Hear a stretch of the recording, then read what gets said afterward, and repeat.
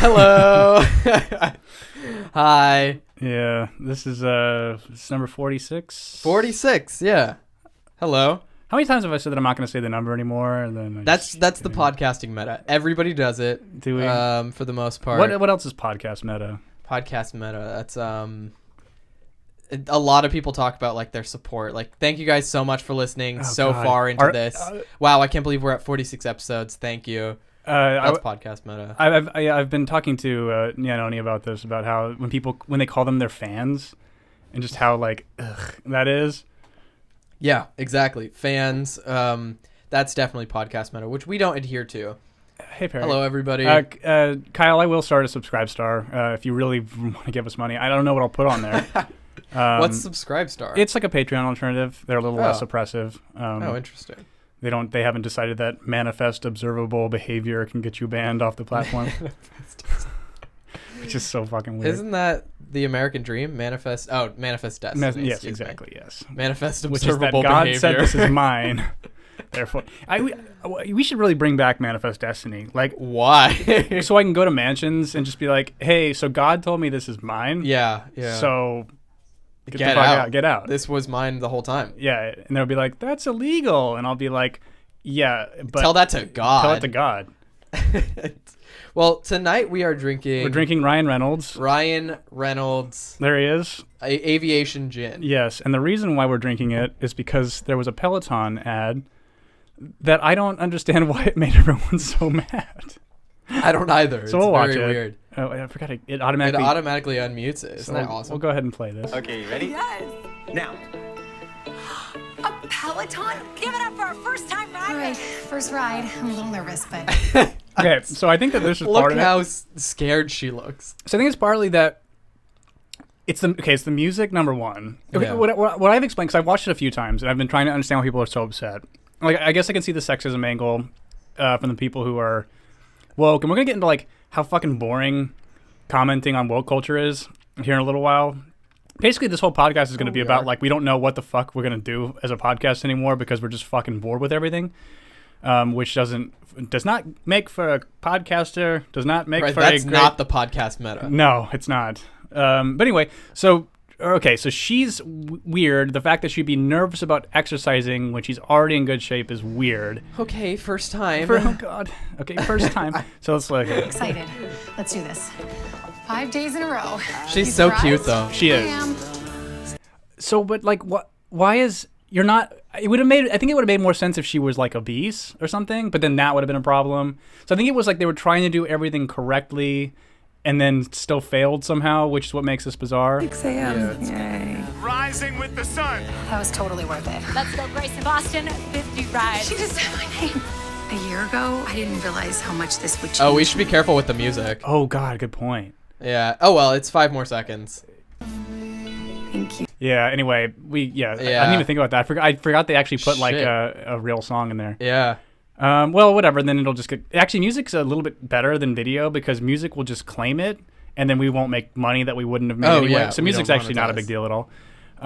Look how fucking sad right. she looks. So Ryan Reynolds... Our man, Ryan. The beverage we're drinking tonight, never to waste a good meme, hopped on this immediately and then made this advertisement.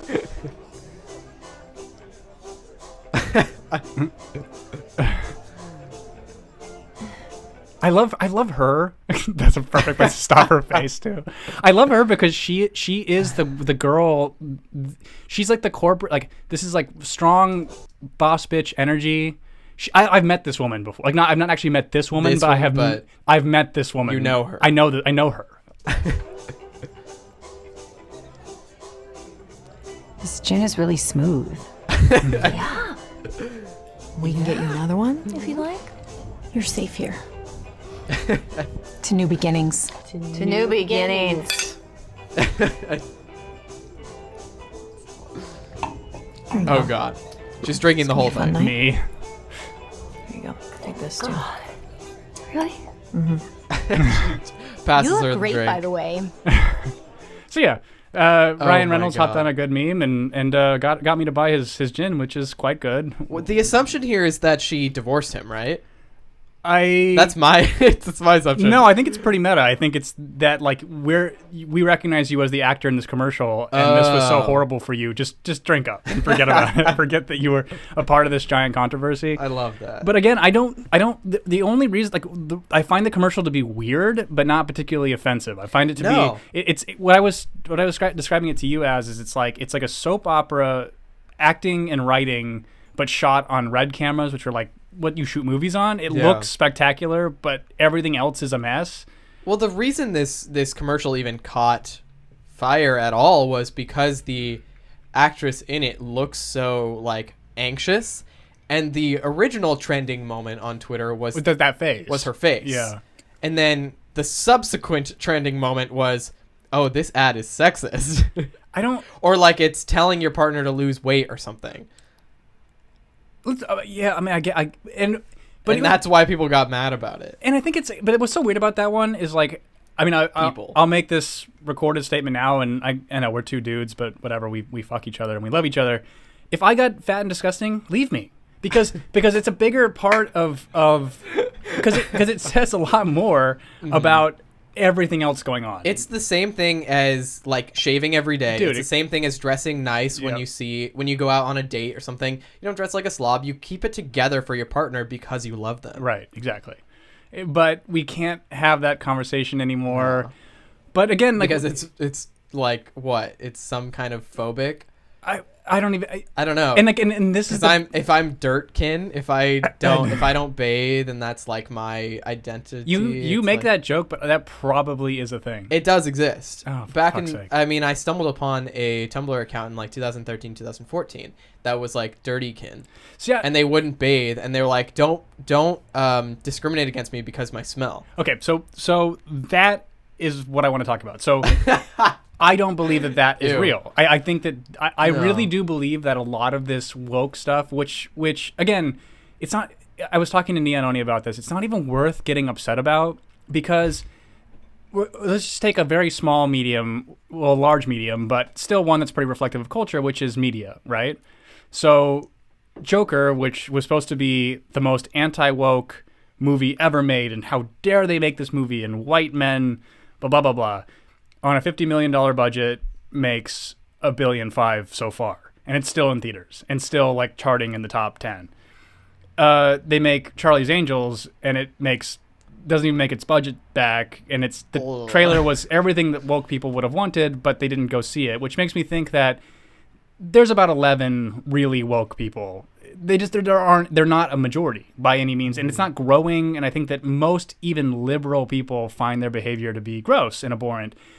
So, and I've said this before on the podcast, that I think dirtkin, things like that, were started as like conservative false flags.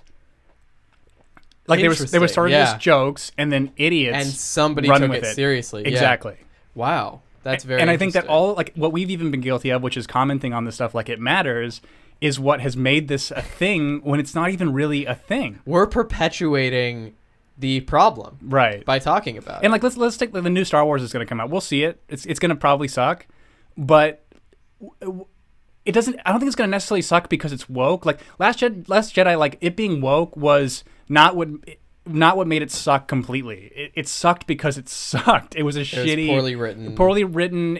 No progress was made. There was a lot of interesting story arcs they could have taken that had nothing to do with the gender or race of the characters, but they just were too scared to take those risks. And so the movie failed. It was a failure of a movie, and so there's no way to retcon and fix this next one without involving something retarded like time travel, which they're probably going to. And who cares? It's fucking like Star Wars is stupid. It's a stupid it always has been from the start. It always has been, and I have a place in my heart for those original 3 movies because there's never been a part of my life or my childhood that I never have known them to exist. So I just get a nostalgia boner, I think, and then but really when I've sat down and watched you get a boner for who? I get a boner for Han Solo. Who is nostalgia? For Harrison Ford's. It's like some ambiguously ethnic person named Nostalgia. I have a boner for nostalgia. N apostrophe. N apostrophe nostalgia. Yo, my name's Nostalgia. It's actually nostalgia. Nostalgia. Nostalgia. Yeah, she a diamond. Nostalgia Diamond. We might as well. My name is Nostalgia Diamond. Yeah, I'm featured on. Stupid. I'm featured on Lizzo's new track. But yeah, so who but who gives a shit? Who gives a who gives a shit? And so okay, so Star Wars, they re-released the special editions when I was like 6 or 7 years old. So it just has always been a part of my life. But then, so when Disney Plus came out, I watched all of them because it's the first time I've ever seen them in 4K, which was a trip. Because it's weird to see young Harrison Ford and be like, it looks like today. It looks modern and whatever. And then I watched The Force Awakens again, which I remembered liking, and then being like, this movie sucks ass. This is so bad. And then I'm listening to the dialogue in Star Wars, and I understand why the whole cast, when they're making the first one, was like, this is the stupidest thing we've ever worked on in our whole life. Because it is stupid. It's stupid as shit. But it's not accidentally good, but it worked somehow. It's so goofy. But people treat them like they're these masterpieces of film, but they're not. They're just like a very effective, well done, world building kind of but there's no lofty concepts. It's basically samurai lore put into space. It's not really anything all that creative. Blade Runner, on the other hand, which is long and tedious and boring, but I love it, has a bigger message about your humanity and what that actually means. There's like a big concept to it, which is why no one went and saw it when it came out or saw this new one, which was excellent, because it's too highbrow, I guess. I don't know. But yeah, so why do we expect these movies to be good? Weird flex, calling it highbrow. I mean, because you're calling yourself highbrow because you liked it. Yeah, right? Well, I'm very I'm gay. I'm allowed to say. We have better taste. We are highbrow. Exactly. Because if we were born in the upper echelon. If we don't have, well, that's the thing. It's like, it's very similar to how, women talk about getting body shamed. If we don't keep our shit together and we're not cultured, you're dead. Oh, we're fucked. You're dead. You don't in the gay exist world. to So gay people. And I think it's a little bit and I think a lot of it has to do with because it's kind of ingrained in our DNA because we have this thing that's weird and we know it pretty early and like we better find some interesting ways to deflect away. Like, of course, like someone's like, hey. I found gay porn on your computer. I really liked Blade Runner. It had really lofty concepts. Oh shit! Oh my god! Yeah. I'm sorry. So I don't know. We're gonna watch the new Mandalorian episode tonight. I know it came out on Friday, but I mean the last one, episode 4, sucked ass. And because they can't, I think we talked about it. They just can't write women characters in a way that they're not just super badass chicks. It was too bad. Everything's just kind of one dimensional kind of thing. And so, Mandalorian kind of gave me hope in it starting of like, this is okay. They might be able to they're doing like a spaghetti western thing in space. All right, got it. And then that episode was like, the Ewoks came back to haunt my dreams, where it was like, oh no. Yeah. And so I've heard the episode has been done before, basically. Yeah. It was just and I think Neonone was even telling me that it's literally a ripoff because he's really into Japanese stuff. It's like literally a ripoff of Seven Samurai, but there's just 2 of them. So I'm interested to kind of watch the next one, but I just the whole point of what I wanted to talk about in this entire podcast is just that, like, between politics, woke culture, people, I mean, I care because I'm talking about it, but I'm not that passion or fire I had to kind of get angry and point my finger. I just don't feel it anymore because I found Tulsi to be an interesting candidate because she's like this radical truth teller, but she's not in the next debate because they fucked her. And she's doing something in New Hampshire. She moved there. I don't really know what she's doing. I have a theory that she's perhaps going to run for Senate in New Hampshire, or she's maybe just working there to just primary, and then she'll go to the next state. And then, well, they get called. I made this. I'm not going to make the fucking joke because I don't care. Don't do it. But yeah, so basically, I'm just figuring I'm going to drown my passion in Ryan Reynolds, and then we'll just see where this podcast goes. Should I take that bottle with me, Jordan? No, you should not. I'm worried about you. We'll be all right. We'll be all right together. We're going to be good friends. You will send me daily pictures of how much you have left, right? I don't know if I totally trust you with it alone. Anyway. But yeah, so I just don't. I don't know. It's so weird. It's like we could talk about the impeachment thing, But that's all a fucking circus. And we've talked about it a billion times, and we all know where it's going. Any liberal person, like we still consider ourselves to be, if they're being honest, they know that this is just a giant smokescreen and a disaster for everybody involved. And like we mentioned in the last podcast, it is taking all of the focus off of important things like the Patriot Act, right? Which got pushed off. It got pushed off for another 3 weeks. Yep. And it's just going to happen again. Yeah, and with the complete bipartisan support. The one positive aspect is learning that the intelligence community is completely out of control. They can order a FISA warrant on you and your family without any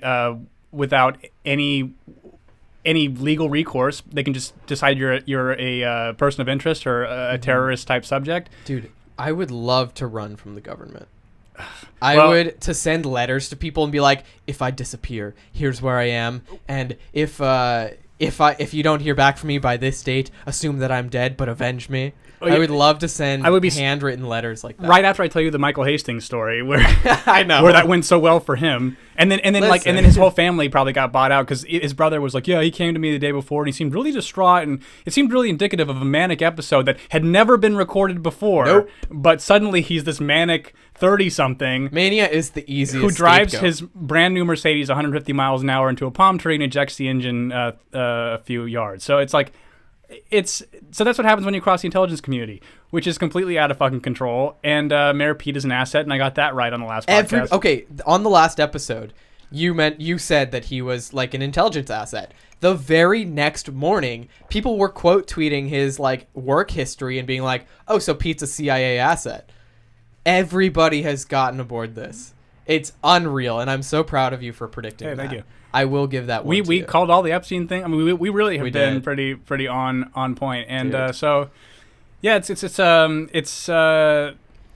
and Trump ran on the platform of we're going to end wars, and that was something I can get behind him about, and he's not done that, and he got $80 billion given more to it, which could send everybody to college for free. But did you see that thing about Trump making like Judaism a nationality? I did see that. Yeah. What the fuck is he up to? I don't know. He really loves Israel. I don't really know why, but which again, I think that a lot of that has to do. I think a lot of that has to do with maybe not Epstein directly, but how their intelligence agency, the Mossad, is probably scarier than ours. Mm-hmm. And so there's something there because the amount of pandering, and then Netanyahu's getting indicted right now, so for fraud and corruption and all these kinds of things, and so it's just like again, it's a circus. It all gets back to the intelligence community, and then again, if you guys don't know who Michael Hastings is. He's the guy who was with, I think it was General McChrystal. It might have been Petraeus. Fuck, I think it's Petraeus actually. One of the two. I think one of them got hired after the other one. But so he was in the Middle East with him, writing for Rolling Stone, and then that volcano erupted in Europe, and they couldn't leave. So he was basically just getting drunk with these high-level military people, and they told him kind of everything that was going on. So he wrote this article in Rolling Stone that kind of exposed the whole thing, got the general fired. And then not too long after that, he called his brother and said, I think some intelligence operation is following me. And then in Los Angeles, he drove his brand new Mercedes 150 miles an hour into a palm tree. It burst into flames. His body was burned beyond recognition, and the engine was ejected from the car. Mercedes says that even no matter if he was traveling at that speed, the engine should not have been ejected from the car. 3 weeks later, they corrected that really quickly and said, oh, well, it might happen. So that's what happens if you expose the military-industrial complex. So what's the fucking point? Right. So it's like either I can really dig my heels in and do some good journalism and then suicide myself, or I can just be a fucking clown behind a microphone. I think that... And just pretend like us. Yeah, exactly. Just be complete clown idiots, and just sort of be like, well, fuck it. There's nothing we can do here. We're all fucked and doomed. And I should be in school. I should be in school. I should be in school. Dave Rubin. Hire me, Dave Rubin. So we have a theory. So we have a theory. So Kyle Kashuv, the Parkland kid who was pro Second Amendment, very conveniently, when David Hogg and his massive ego was just spiraling out of control. Maybe a little too conveniently. I think that they're all they're all assets of something.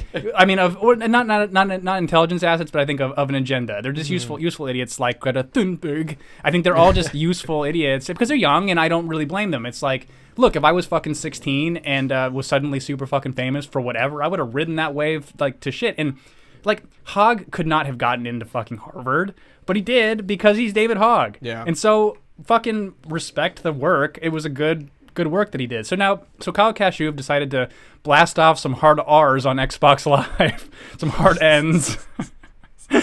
And so Harvard rescinded his acceptance. And we've talked about this before. Yeah, as well. which was bizarre. I've never heard of them doing that on really spurious, weird grounds.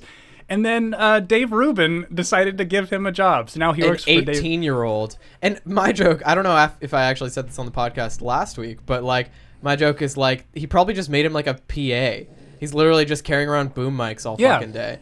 Because what purpose does he's not a writer on Dave Rubin's show. No, and like I think he's a smart kid. Like I think he's smarter than Hogg is, but which his essay, I mean, because that was a big controversy. Was Hogg's SAT scores were atrocious, and Kyle's are like nearly perfect. I mean, the kid's like a weird wonderkin, Ubermensch, Wunderkind, as Greta Thunberg. Wunder, I should be in school. You've stolen my life. So yeah, the death cult that is Greta. But yeah, so what I'm thinking is that since Greta Thunberg is person of the year. Oh yeah, right. We didn't even mention that. Yeah, I figured that's probably important. Announced too. Person of the Year. Climate activist Greta Thunberg has succeeded in turning vague anxieties about the planet into a worldwide movement calling for global change. And they even say vague anxiety, right? Because that's the thing. I mean, it's like okay, so. I respect the work. If I were fucking 16 and a weird autist who would just get bullied at school and adults wanted me to take me on transatlantic sailing trips, I'd be like, fuck yes, I get to leave school and get to go on boats. To be a Nat Geo kid? This is awesome. This is the best. And she'll parlay this when she's 18 into a fucking rad, cushy job. Well, she'll make over $100,000 a year and her life will be awesome. Yeah. So good for her on that. It's like we said when we talked about her or initially when this whole thing broke, is she's not changing anybody's mind who isn't already in this kind of death cult, and so it just kind of is what it is. It like I believe in man-made climate change, but not the timeline we get fed because it has been wrong so many times. So I almost think that the activists need to stop giving timelines. Just like, hey, give us a plan. Give us and we'll do it. Just give us some plan or some semblance. Just will you stop yelling and then, but they had her at something the other day where she's like, you are all so terrible. I should be in school still. She's just so angry. But then you see her on boats and she's like, it's like, okay. Okay, bring the cameras back. They're like, okay, Greta, go perform. So and then Lizzo is Times Entertainer of the Year. And then we got Bob Iger, Times Business Person the of the Disney Year. CEO. Oh yeah, and then the U.S. women's soccer team is Times Athlete of the Year. They should have said athletes. That is very much a they-them sort of neutering of the English language, but whatever. So yeah, this is just all a fucking joke, and this is Clown World, and who cares? It is all Clown World. It's really funny. Honk honk. Yeah, but Greta being Time Person of the Year, it's like I said to you before this, like I haven't heard about her in weeks. It's been radio silence on her, but you said you heard that she pops up every now and then. Yeah, she does. Yeah, she'll because again, it's I see nothing because she everybody who believes in her death cult narrative are all gonna love her. So I mean, and think that she's going. But what's crazy is that they think that she's gonna convince a Ben Shapiro of her message, and it's like that's the goal here, guys. But she's not. It's not gonna happen. So we have to sort of just reconcile with the fact that there are people who don't really think. It's one of two things. Either they are super secular, so they believe that this is God's plan and these things happen. And then there's, I think, you and I who are kind of like, well, trying to mitigate this destruction on the corporate level, not necessarily the individual level, would be a good thing to do. But they never talk about the corporate side of it, which is it's always our fault as consumers. Because politics and corporatism are one and the same. One and the same, exactly. And then she's kind of just like a don't look at that. It's your fault. I should be in school. You guys are all bad. You adults are bad, very bad men. Jane Goodall has been saying it from the beginning. It is the corporate elites who are the ones who have the responsibility and the power to change the course of history. Whenever I think of her, I just hear this. Clowns scare me. Every time you think of Jane Goodall or Greta Thunberg. Yeah, no. Jane Goodall's had a good environmental message since 1927. And so like, I know, dude, she's Yeah. prehistoric, but like, she has always been honest about it, in that like, it's not the individuals who cause this change, and like, in fact, helping the climate will help individuals. Corporations should step up and do the work, and in turn, like, suffering communities in third world countries will begin to prosper. Right, exactly. Agriculture will change for them, and like. But it's also that thing too of like we expect India and China's government to actually care about its people. Yeah, like, dude. Like ours hardly does. So, I know, dude. So we expect like, and India's a shithole. So it's like they're and all of the like, and again, that's why I didn't really have a problem with Trump pulling out of the Paris Climate Agreement, because I'm like, we can't be responsible for these places that are just gonna say they're gonna do stuff, because they lie all the time. Yeah. China lies all the time, and so do we, of course. But they are the ones that just go, oh yes, we will do this. What's a movie? Can you do a good Chinese accent for me? I can only do Japanese. Well, let's just do China in a Japanese accent. Say like, we will definitely stop climate change. We will definitely.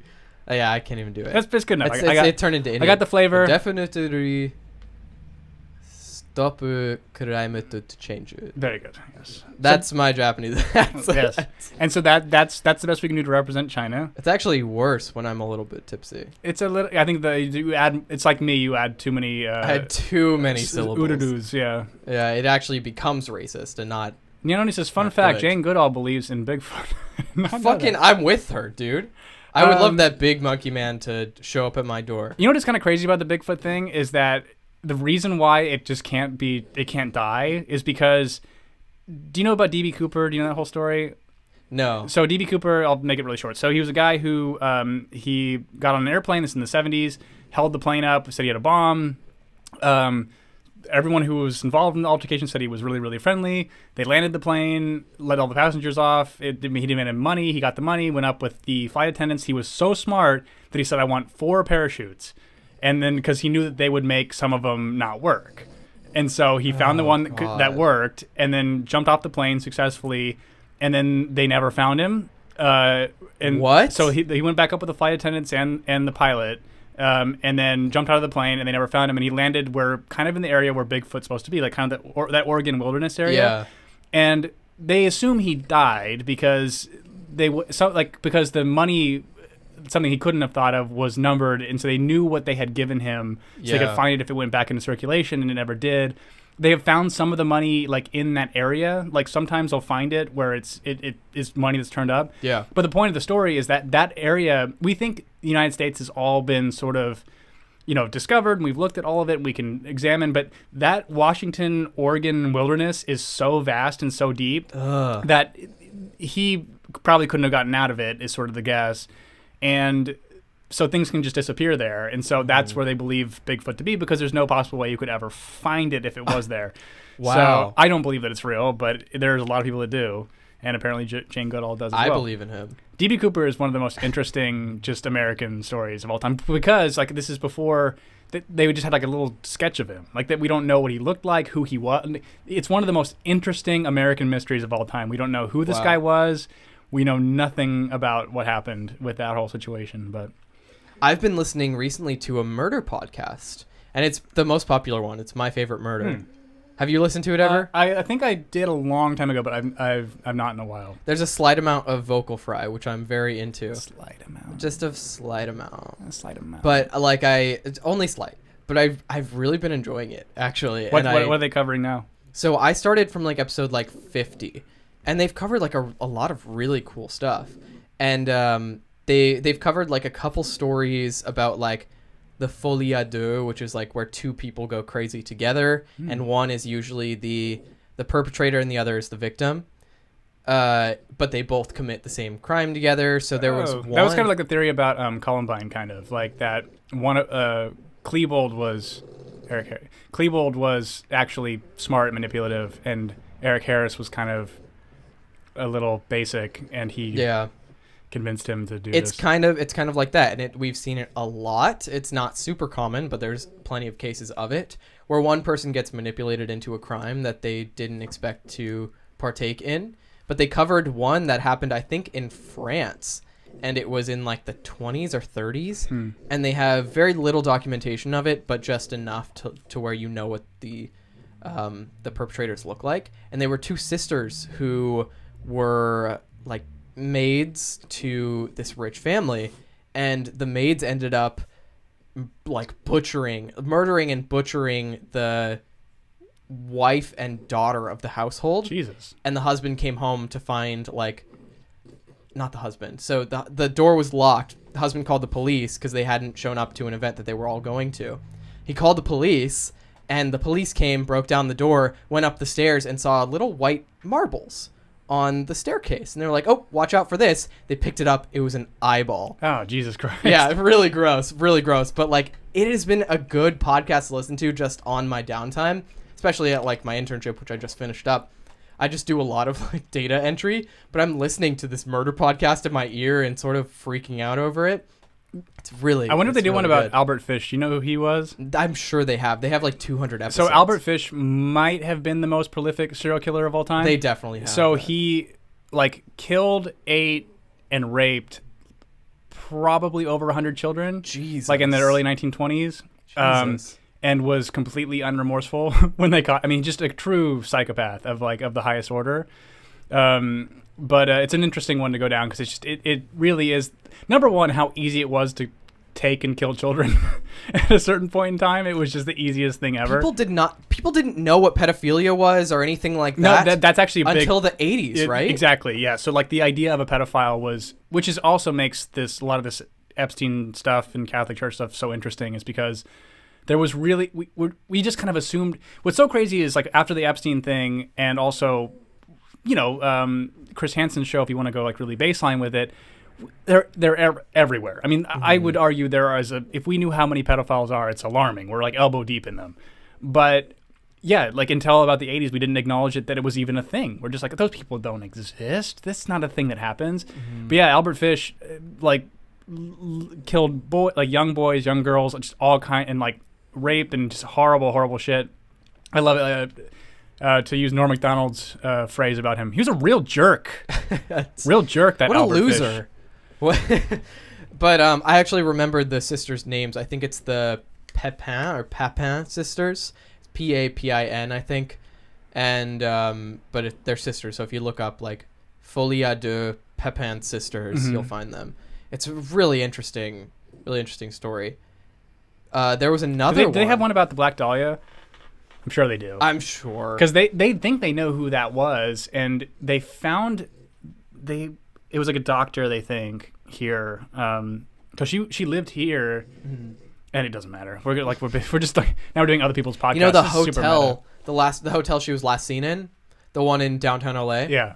So there was another weird murder that happened there. I guess murder. I don't know if they've ever covered it. And I don't know if you guys think this is too morbid, but there was a weird murder that happened where somebody got dumped into the water tank at that hotel. Yeah. Do you remember that? Yeah, it was that Asian girl. The Asian journalist. Yeah. And the last video of her is in her the getting elevator, in the elevator, acting really weird. very strange, looking out the elevator, running from something. And then that's also because they always try to blame that stuff on drugs. And I have done a lot of drugs. No, something else was going on there. Yeah. And she ended up in the water tank. Yeah, let's and grab there's that. no way she could have made it in the water tank, you guys. Oh, God. You know what's so fucked up about it, too, is that, the way that they found out that she's even in the water tank was because people were noticing the water was tasting and smelling weird. It was discolored. Yeah. Ugh. Oh, God, it was disgusting. I have to search Asian... Elbow deep in pedophiles. Yeah, that is a pretty good quote. We should pull that.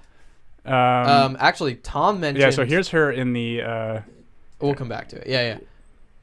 This is really weird. So this is her in the elevator.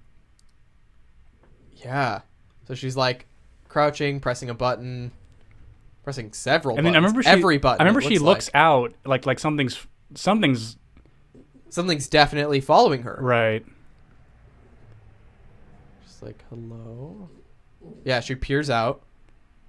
That's really So odd weird. behavior. And then they said that like they couldn't. There's no possible way she could have gotten into that thing. It was too heavy to lift on your own. Right. Yeah, I don't know. It's so eerie. Yeah, and this one never got any conclusion. Yeah, it's still unsolved. Very, very odd. Very strange in modern day to like have mysteries like death, like murders go unsolved. I feel like it's the only thing the cops really care about are murder, and like that they'll actually like throw their weight behind. But yeah, there's still a handful like that just never ended up getting solved. So yesterday on our channel, you posted a very interesting video. Yes, it's a real Italian guy. It was your cousin, Giordano Bucalio. Yes, he's very proud of his Italian heritage. He feels very isolated here in Los Angeles. He feels like he had a really strong and deep culture in New York, but there's just he feels like this city's just run by the Jews and the Armenians, and he can't get a leg up. Interesting. Yeah, so it's whereas New York is entirely run by the Italian mafia. Yes, it's still. So is. You're totally out of place Yeah, here. exactly. He's totally out of place here. Excuse me. Yeah, and he was just he always texts me like he just moved here like a little while ago, and he texts me all the time. He goes, "Where can I get the freshest mozzarella in all of Los Angeles?" And I say, "Well, it's not gonna be the way that grandmother made it in the home country, obviously." No way. But I'm trying to figure out how long I should keep this bit going. But no, I was just sending Sean those videos of me doing that 4 or 5 doing that Italian guy, and because I think it's the dumbest identity ever is like the Italian American who like hangs on to it so tightly. And what's so funny is like most people that act like that are less Italian than I am, as I'm somebody who actually holds both passports. And when you think of like Italian American, you don't think of somebody with your color. No, exactly. You think of dark hair, dark eyes, but you have light hair, and so it doesn't compute with the stereotype. No. But in fact, you are what, second generation immigrant from Italy. And yet all of the people who are the New York Italians are the mozzarella. They're like, well, we have like a sliver of Italian heritage. Right. Well, and then also, like in that video, also stemmed off into, and me and Oni made this mistake too, of we just assumed that Joy Behar was Jewish. Because I think I even said it on the podcast. You did, yeah. And he corrected us. But she had, because he had it wrong too. But I actually had to tell someone else too. They're like, oh, like, because everybody thinks she's, because she's such a yenta, but she's an Italian broad. It's weird. She's the most yented out, but now I'm starting to realize like yenta women are very similar to like the Italian sort of thing. Yeah.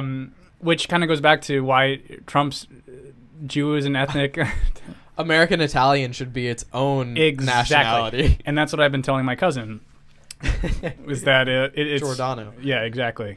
That it's offensive that that Italians are so disrespected. They are easily the most oppressed minority in the U.S. Oh, black people what? Native Americans who? Yeah, come on. Italian Americans. I mean, come on.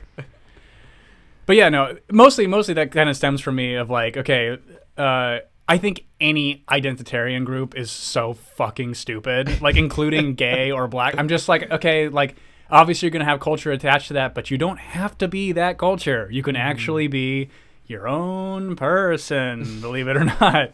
And but I'm sort of also like why this is so black pilly. It's just not really. I'm not like being not hopeful, but people are dumb and really tribal, and they need to like they really need like they need something. I think I've talked about a version of it before. It's like why someone who can't quit drinking needs to go to AA, and if that's not it's not a disrespect not a disrespect to them, but it's not even like I know some really intelligent people that are in AA, so I should probably rectify that. Like basically what I'm trying to say is having gone to those things myself, like when I was quitting drugs and stuff, certain drugs, was seeing the people there who, like, oh, you're so simple and tribal that if the KKK or like some neo-Nazi group had swept in before you found this, you would have been doing that. Mm-hmm. Like it just they need someone to tell them, hey, you're great and you're good and your opinion matters and you're important, which is like, again, like the woke tribe thing. It's the exact same shit. But that, I feel like,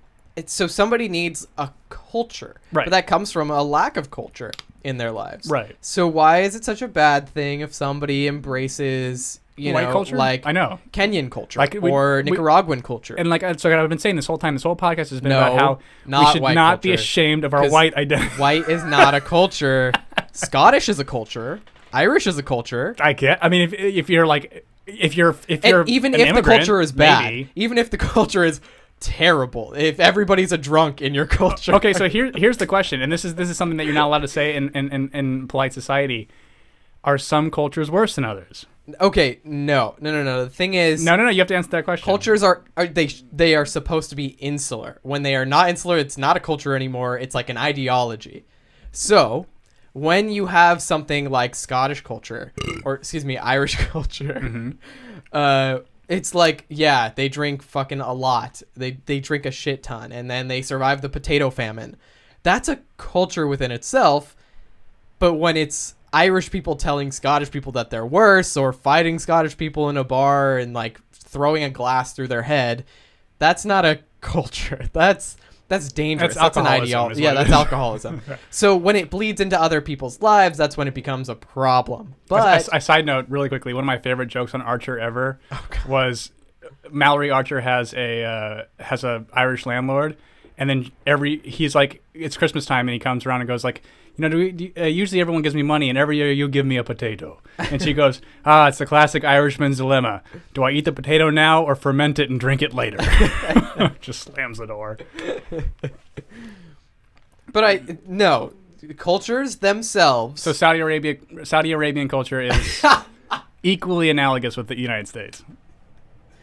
The thing is, like I said, when it overlaps into other people's cultures, when it affects their well-being, there's a massive difference between a good culture, yes, and a bad culture, because it's no longer a culture. When it starts to dictate that we should hang gay people, or like that we should, I don't know, make it so that women can't drive. Put women in with your example. Outfits, yeah. Put women in, to use your example. That's when it becomes, because that doesn't just affect Saudi Arabian women. That begins to affect the whole world. Well, yeah. Because the whole world is watching you. Yeah. So, what about Haiti? What do you think about their culture? Haiti? They've suffered so much. I'm going to let them do whatever they want to do. What about Liberia? Liberia as well. They have lots of books. What about China? And they wear, reading glasses. What about Chinese culture? Listen, like I said, like when it affects human beings, like when it changes their lives, because China, and I love that you're pressing me on this because I feel strongly about this. I'm glad that you do. When it affects human lives, the way that the Chinese government, which in a way is sort of their culture, the way that they don't value human life there and pay their workers tiny, tiny wages, it begins to affect the world. So that's why it affects human beings that we should care about. So that's why it's not a good culture, but really a bad ideology. Culture doesn't have to necessarily reflect people who live in it. You're stuck living in that culture, unfortunately, if you are somebody who's... So, like, I think that's kind of like where people get hung up, is they assume that it's a condemnation of the people who live there. And it's like, no, it's mostly a condemnation of the government that allows this culture to exist. But point being that no matter how fucking dumb this country is, and like our only exports are weapons and reality TV, what a fucking lottery we won being born here. It's unreal. I was telling you, I want our children to be born here, and then we'll move to Italy. Yes, yeah. So that we can have American citizenship. Yep. It's also fucking terribly difficult to adopt children or get surrogates in Italy. Right. They're still pretty told this to me. conservative. They're very conservative. Yeah. And so it's nearly Because like impossible for Catholicism gay is couples. so fucking just like Yeah. ingrained in that whole thing. It's still nearly impossible for gay couples, and even a country as, I guess, just as known as Italy. When you look at smaller countries or third world countries, it's like, oh yeah, they'll catch up eventually. But Italy is right up there. It's a first world country. It's like, it should have caught up socially at this point, but it's not the case. And so Yeah, well, I mean, Our children need to be born here, and then we will move there. You did that research paper that was saying that, because I have a lot of skepticism about gay parents and whether or not they can do an adequate or as good of a job as a fully functioning heterosexual couple, and you found in some research, although there isn't a lot of long-term research, right? So there's only research back to the late 70s, early 80s. Okay. Done by Robert J. Greene, who is actually a pretty prolific psychologist who, if you guys want to look up, he's done all of his work on family dynamics, especially within like the LGBT community. So he's focused a lot on gay and lesbian parenting, and he's found in his research that there is no long-term effect on the children of gay parents. In fact, a lot of them adjust better to life. Because with gay parenting, there's the choice of having a child. Whereas with straight parenting, it's like you could accidentally get pregnant. And that could lead to a resented or unwanted child. Right. Whereas with us, not going to happen. Yeah, it's a lot of work. It's work. You have to put in the effort and the money to get a child. Right. To have a child, rather. So then, I mean, like, I think the biggest part of it is is the level of financial stability is like probably one of the biggest factors in the whole thing. Because if you're fucking poor and you have a kid, you're so fucked. And mind you, all of his research has been on families that can sustain themselves. They're not within the poverty, under the poverty generally line. We're not. So exactly. Right. But the thing is, if he had looked at families, gay families underneath the poverty line, it would be a different story. I don't really think that is a possibility because either between adoption or having a kid through it's so expensive that it's not possible. No. But the thing is, like, social class or socioeconomic class has more effect on your child than the sexuality of your parents. Sure, of course. Yeah, I would argue. And that's like that's a common sense if you think about it, but it needs the research to back it, and that's the research he's been doing. I would be curious too, like, did they make a comparison between gay dads and lesbian mothers? Yes. Because I'm maybe biased, but I think that, like, I've made this. I'll make it like more of like my kind of spiritual argument about this. I think being a gay man is like one of the most interesting identities to ever. Like, I do believe in some semblance of reincarnation in a way, and I think this is my last trip around because I think that like being granted this identity and being aware of how interesting it is a really fun way to exist in the world because women are super honest and you can be super brutally honest back and they won't be offended because women can take criticism a little bit. Harsher criticism about their appearance or their choices when they know you don't want to fuck them. It's an interesting kind of dynamic. And some women might find that statement offensive, but I have just found that to be true. Men are willing to be very sensitive because I'm not going to call them a faggot. So I kind of get the most honest version of both things. And like lesbians, I think women would feel a little threatened, like because it's like, are they only asking me this because they want to sleep with me? And then I think that straight dudes that are comfortable being around a gay dude already know that assumption. It's just not. I'm not trying to woo them. You know what I mean? It's like I also don't present as such. So like oftentimes straight guys forget, but then I'm never gonna ask them questions about like, dude, what fucking pussy did you get? It's like, hey, this job that you got fired from, how do you feel about that? You know what I mean? Yeah. And like that has been like every long-lasting male relationship I've had is usually with straight men because of that side of them that they're willing to kind of expose that. And so I would wonder with a kid, because I think that like two well-adjusted gay men, there would be, and did you know that lesbians have the highest rate of domestic abuse of like per capita than any other group? Absolutely wild. Yeah. But he did a lot of research and I looked into 3 different studies, which is not a lot, but it's 3 different psychologists doing studies on gay parenting. And Robert J. Greene did one, I believe it was Robert J. Greene. He did one on that compared gay parents to lesbian or gay fathers to lesbian mothers. And he found that, especially in the case of gay fathers and daughters, that the daughters were much more well-adjusted than lesbian mothers with daughters. Which is interesting because which is basically what I'm saying. You wouldn't expect it, but the effort that goes into having that child and also learning how that child will grow up, more effort is put into that. And you reminded me of something that I completely forgot about, which is that a lot of lesbians that I know that I'm friendly with had a kid, because women are a little more fluid sexually than I have this thing, like, I think I'm very tepid on the idea of bisexuality, but I do believe it exists. Like, I'm willing to grant that. But women, I think, are just more sexually fluid than men are in general, because the actual act is not the most important aspect of the whole thing. Like, but for men, like, the initial drive, if your balls are full of cum, is about fucking. Right. So women will oftentimes have children from previous relationships, and then they end up marrying a woman afterwards. So, like, then children are kind of reared. So, like, I've seen a lot of resentment in those situations where the kid's like, "The fuck, mom? Like, you broke this up to be a dyke now? Like, what the fuck? You know, like, for real." And so, you know, but like as two gay men, that's not even an option. Like, well, that's not true at all. Like, but I feel like it's less common now. A lot of straight men or gay men come out later in their lives after having children. Yeah. But I feel like it's today it's much less common. Like, I've met more like 40-something lesbian women who have had children and just like figured out they're lesbian much later. I think men know it much younger, like, or at least have come to terms with this reality, even if they decide to have lived some sort of straight-laced existence up until that point. But yeah, anyway, that stat doesn't surprise me at all. I would think that it would be a task that we would take very seriously if we committed to it. And when I say well-adjusted, I mean these children don't exhibit they got psychological exams. Yeah. Psychological exams, so they don't exhibit internal or external behaviors that are abnormal. So, like, external behaviors would be like aggression, like social reclusiveness, stuff like that, where you sort of affect other people around you. But internal behaviors are depression, anxiety, social anxiety, things like that.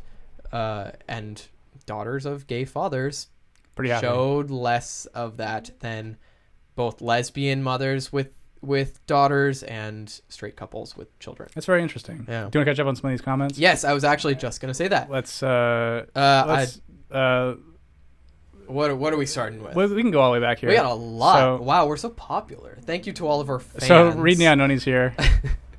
No. Don't you dare say that. They're not fans. I had it right. They're our friends. It was the one who I was the one who corrected you on here. I knew that Joy was a WAP all along. All right, I'm sorry. The thing is, I didn't mean to throw you under the bus on that one. WAP stands for without papers. Yeah. And you're an Italian with two double sets of papers. Yeah. Which you're the opposite of the stereotype. I know. You have American papers and Italian papers. I know.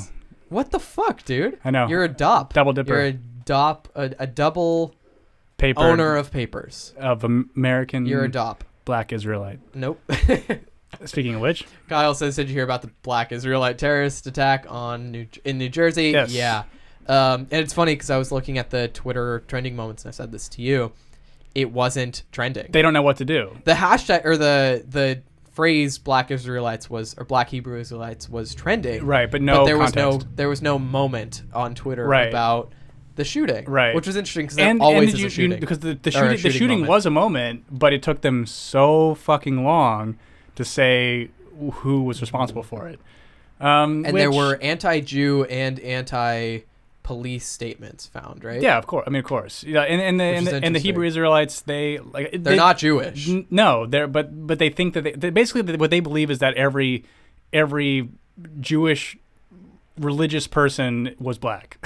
They're kind of they're like African black, like not like Jesus probably looked pretty like he's probably like a Muslim looking dude, like if he did exist, and but anyway, their theories are crazy, and they also really hate gay people, which is how the Covington thing happened, because they were calling all those kids faggots, which is really fun and neat and really cool. Freaking cool. But the thing is, before this year, I had never even heard of them, and I feel like that's the case for the majority of the United States. So like I think that like the people that I know in New York, they're like a nuisance, and so they get brought up a lot, and so I was very much aware of who they were, but they were largely just an ignored thing. This is the first thing I'm aware of them actually committing any kind of terrorism. So anyway, we'll move on.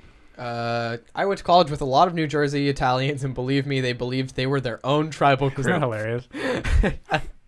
I gotta love it. I can handle this. Just go ahead. Okay. Yes, other cultures are worse when they don't. This is a comment from Kyle. Yes, other cultures are worse when they don't assimilate. They're the worst. We need more. We need a movie night to see gangs in New York. Islam is not equal to Christianity. The JQ is the ultimate question, though. What is your response? JQ? I don't know. What does that stand for? I don't know that one. I don't know either. Maybe the Jesus question. I don't know. Jesus question. the big Jesus the ultimate question. Jesus question. Yeah, I mean, like in 2020, Islam's worse than Christianity. I'm willing to say that. I mean, in terms of like just human rights violations, it's obvious. There's really no question. But like, do I? But I'm not a secular person. Yeah. I think they're all like bad. But I think like in current year, one is a little worse than the other one. Speaking of secular people, Dave Rubin is now a fucking Christian. I fucking hate him so goddamn much. He's such a fraud. He is. He's just fucking. He's a grifter of all kinds. You started hosting a fucking milquetoast talk show, and you've given up everything you said you stood for, and you're fucking 40. It's like, pick an identity and stick with it. You and loser. Tomorrow he's not gay anymore. Yeah, he's gonna revert back to a traditional family. He is such a fucking what a clown. fucking loser, dude. And again, traitor. And he said that Jordan Peterson convinced him. And like I love the Lobster Man, whatever, but nothing about his. They'll understand. It's an inside joke. That I'm not a part of. Nothing he ever said on religion was because again, it always gets back down to that argument of, do we innately feel what is right or wrong, or do we believe it because of Judeo-Christian values? And I'm like, I knew when I was very small, before I even went to church, that killing a small animal will be very sad. Mm-hmm. That's called empathy. Yeah. Like us humans, and I think that maybe if you want to take it to like a super biological imperative, because we can see some use by keeping these things alive until we need them to be dead for some reason. Yeah. And so, like, I believe in the biological imperative way over some, like, God, like, we're here for God's purpose kind of thing. But do I believe that there is no God? I don't fucking know. I don't have. And who am I to say? Exactly. The thing is, like, I'd like to say that I am Dave Rubin. I was an atheist, and now like atheist, and like atheist is like I gave up the title of atheist when I was fucking 20. I was like, this is really weird and kind of culty in itself, and like to say that I know the answer to this is crazy. Yeah. But like Dave Rubin to say I was an atheist until I talked to Lobster Man, and now I am a Christian. He is such a fucking fraud anyways. Oh, what a joke. But, I mean, like, Greek philosophers, before Christianity was fucking declared the... I need some more Ryan Reynolds. Yes, do it. Before Christianity was declared the religion of Rome and Greece and all this shit, like, these philosophers were saying morality is human born. It's innate to humans. And isn't that a kind of a more hopeful view? Because like, again, one of the most compelling statements of the new atheism group, which was Richard Dawkins, Sam Harris, kind of like to a later degree, and then Hitchens. But this is Dawkins. He said, why do you think Christianity is the answer? When we talk to Christians, he's like, if you were born in India, you'd be a Hindu. If you were born in the Middle East, you'd be born a Muslim. And like, they're all wrong because... it's a very simple statement now looking back on it, but one time he said it was pretty explosive and kind of made me think like, okay, this doesn't make a lot of sense. And like in that, like when I grew up, and just if you guys don't know, I grew up in a super evangelist household, got sent to a Pray Away the Gay camp. Like we were super in on it. And even at 9 years old, I was skeptical about the evangelism of like, you must tell everybody here. And I would have questions even at 9 of like, well, so a baby that doesn't get baptized, like babies that aren't baptized are going to hell, like people who are too disabled to understand I've never been conversion, baptized. like they're going to like people who are so mentally handicapped they're not able to comprehend what's going on, they're going to hell, like, and then they would just go yes, and you're like, okay, this is not, that's crazy, this is crazy shit. So okay, wait, let's catch up. Giannis says, Jordan, you would love Tim Urban's blog Wait But Why. Have you heard of that? I haven't. No, I haven't either, but based on how you feel about tribalism. Okay, we'll check it out. Yeah. Neon Oni says, Italy is not a first world country. One of their major towers has been falling over for centuries. Very nice. Very nice. Very nice. Kyle says, femboy equals mom and macho father equals father. Lesbians can't do it. Nope, too soft. And that's not true at all. There's lipstick lesbians and there's super fucking macho lesbians. Dude, I have friends who are lipstick lesbians and they're like, they're so capable of adult responsibilities and parenting. I imagine it's like, and again too, it's like they're. I think that like again, it's just and all respect due to Kyle, it's like that kind of thing to just its exposure to like there are like I'm somebody who people don't know. There are tons of me. I am not a unique person. Like, but we're not like. But the thing is, yes, Queen, drag me. We're not those people. So we're not on TV. People like you are not as outspoken as we are. No. So why would you ever see them on YouTube or on Twitter? Right, exactly. They don't exist socially because they're more fucking reserved. Exactly. They're sane people. Yep. Let's see. That stuff happens to white people as majority of these sick parents. I don't know what that means. Neononi says new lesbian moms are great for the economy. They have single-handedly kept the flannel onesie industry alive. Dude, it's so funny, Neononi. I keep wanting to call you by your real name, and I'm scared to do that because I want to get. But there's a house like right across from mine. Lesbian couple with a young daughter, and they both drive Subaru Outbacks and Forest Green. They are just the fucking stereotype. But they're both really attractive and like kind of corporate. I can tell. Like they're just this area where I live it's very gay, but mostly kind of lesbian parents. And you've probably observed that as well. But. Yeah. Let's see. Biggest dipshit ever. Fucking goddamn. He's talking about That's Ruben. about Ruben. Yeah. We all hate him. If Kanye can do it, so can Dave Rubin. Ruben converted? Are you fucking serious? I'm fucking serious. Yeah. Dude, what a joke he is. That's it. Perry's just like, that's it. I'm cracking a White Claw. Do it. We're elbow deep in Ryan Reynolds. Do you need some more Ryan Reynolds? I would love some. Okay. I still got some tonic in here, so please fill me up, bitch. Glug glug. Thank you. You're welcome. Okay. Can you read Neononi's next comment? Let's see. Peterson is a drug addict fraud who milks directionless young men out of every penny that he can get from them. And that's the kind of the crazy thing. It's like I never found Jordan Peterson to be a very he was never saying anything that I found to be that I hadn't heard before, right? Or like that Sam Harris hadn't articulated better, or like something, or like that Hitchens hadn't done in a more fun, sexy way. Like he just was never. He's a clinical psychologist. He was never meant to be a celebrity, right? And dude, him admitting that he was addicted to Klonopin, which is like I mean I have a Xanax prescription. Klonopin is like it's like it's like a kiddie pool version, like, and that's what took you down. What was the reason he got on Klonopin? Did his wife die? I was so stressed out. I don't know. She's still alive.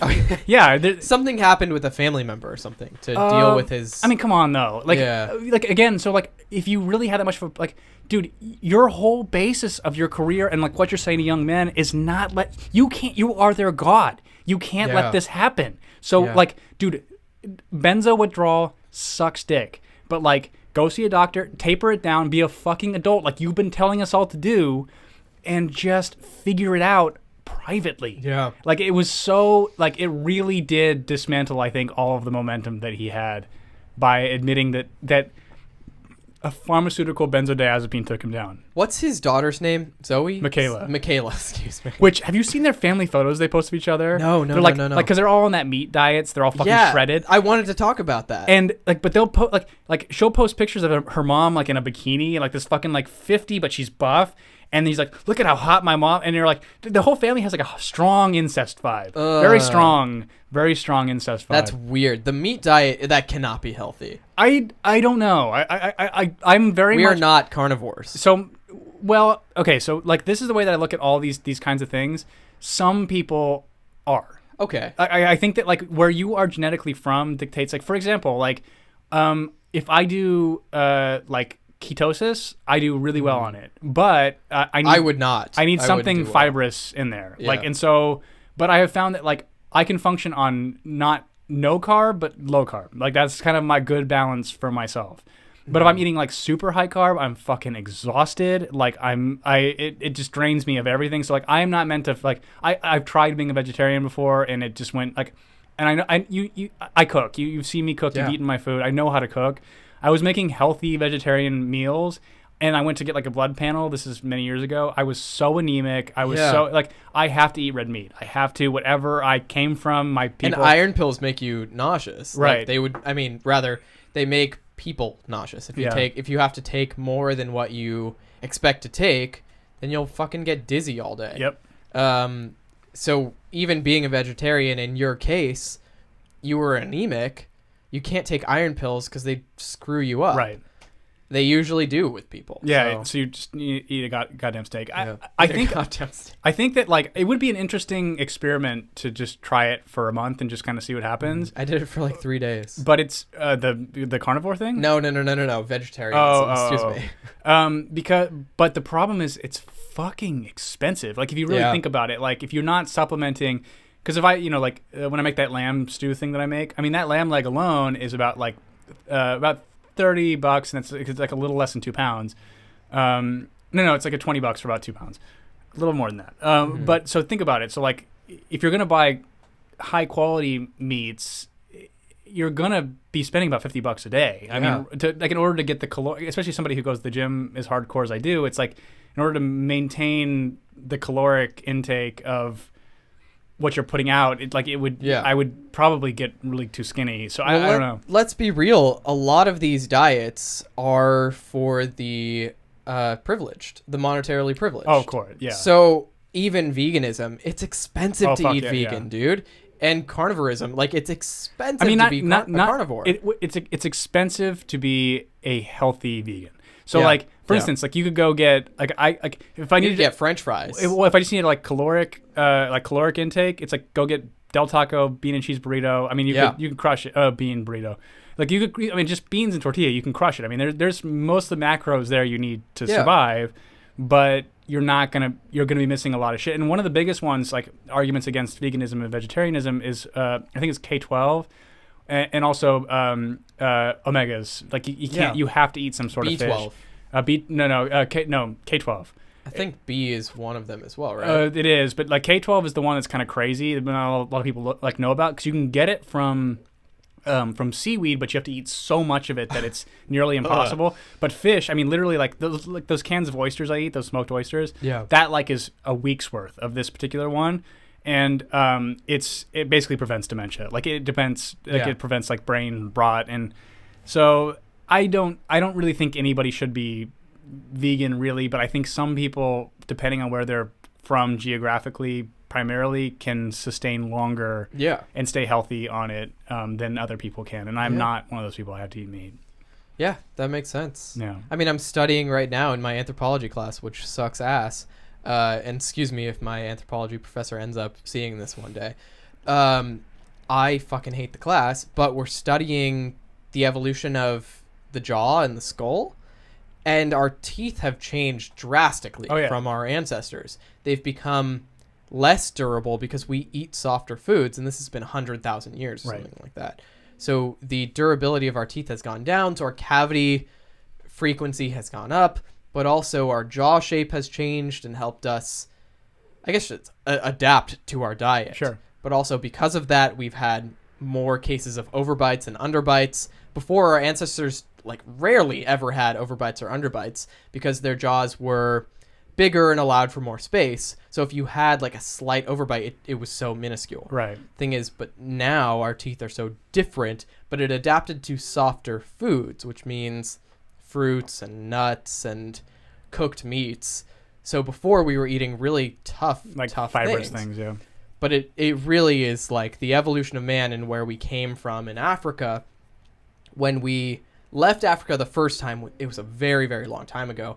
But when we left Africa the second time, which is the most supported theory, the out of Africa theory, like when the Bering Strait and all that kind of stuff, 100,000 years ago or so, I think it's 170,000 years ago or something like that. When we left Africa the second time is when Homo sapiens became a thing and moved to different continents from Africa, and then from that point there's adapted. Also the two different types. There's the Neanderthals and there's Homo sapiens, which are right. So it's assumed or discovered that that Neanderthal DNA does not exist in African populations these days. Interesting. And that's actually something you can look up. It's on the Wikipedia page for Neanderthals. If you I'll take your word for it.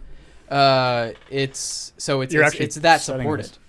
So the support for that is pretty interesting because the Neanderthal DNA, Neanderthals didn't really exist in Africa at all. They existed in Asia and the Americas, in Europe, And so that adaptation, when Homo sapiens moved from Africa to Europe and Asia, the Neanderthal DNA sort of mixed in very, very infrequently, but it still happened.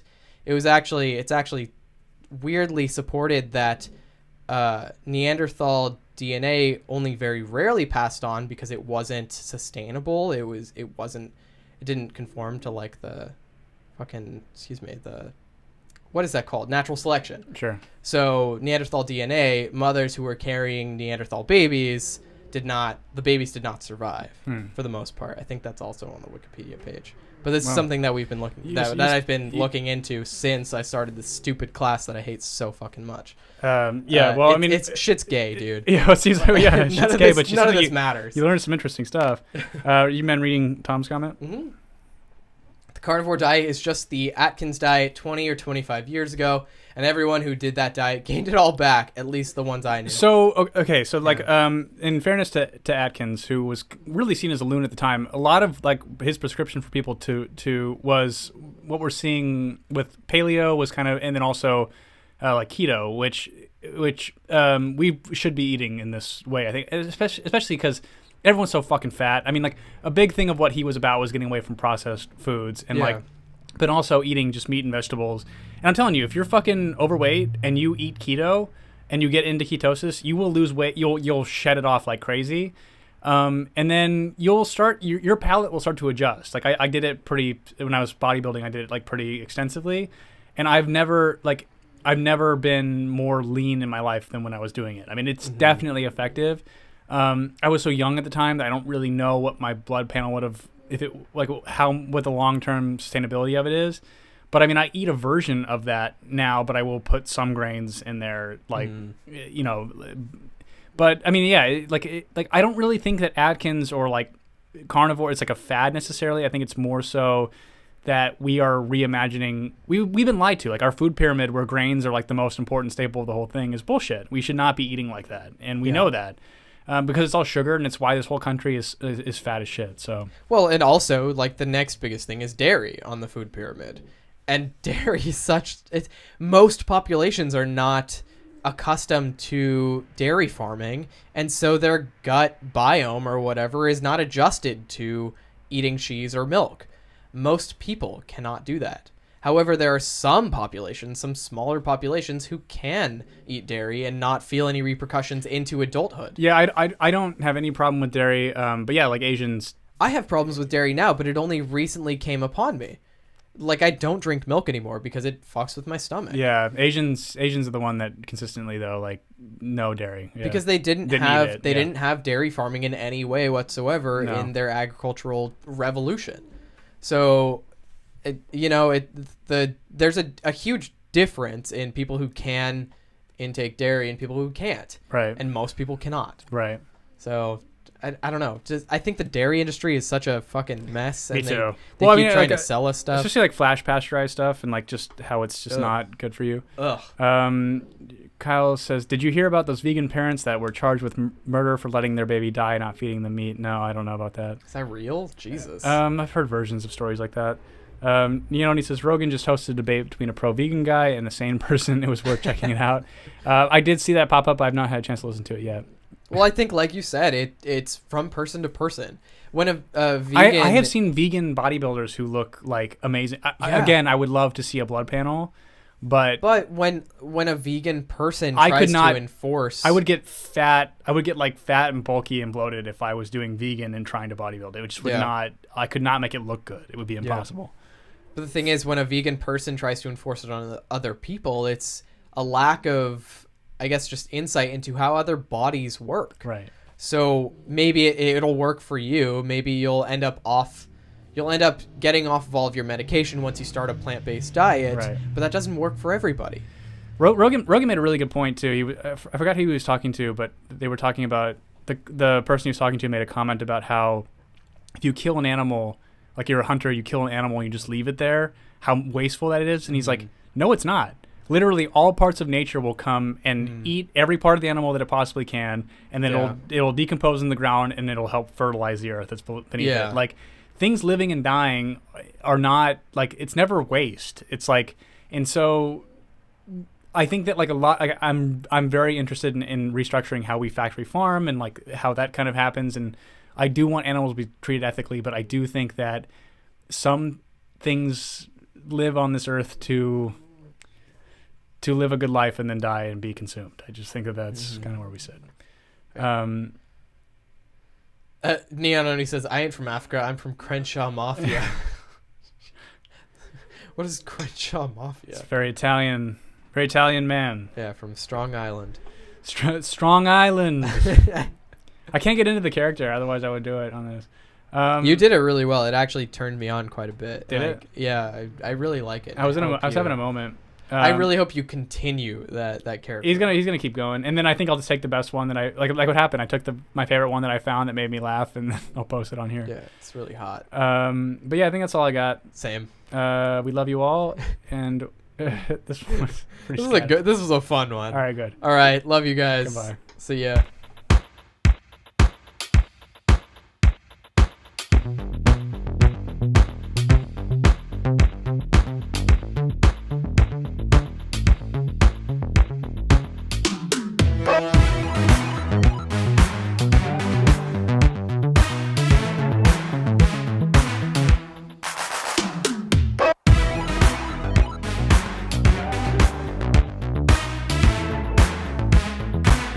Fruit basket.